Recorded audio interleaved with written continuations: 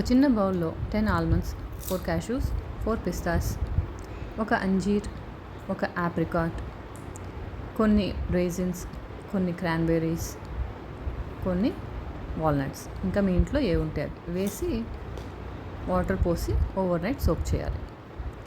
అలానే ఇంకొక బౌల్లో 1.5 టేబుల్ స్పూన్ చియా సీడ్స్ తీసుకొని పాలు పోసి, సరిపడా పాలు పోసి బాగా కలిపి చివర్లో ఏమీ అంటుకోకుండా ఇవి కూడా ఓవర్ నైట్ ఫ్రిడ్జ్లో సోక్ చేయాలి.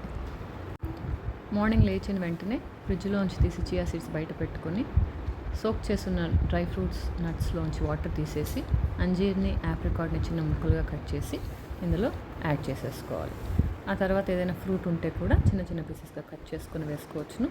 తేనె కూడా యాడ్ చేసుకోవచ్చు.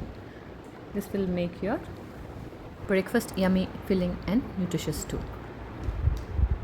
Hope you try and like it.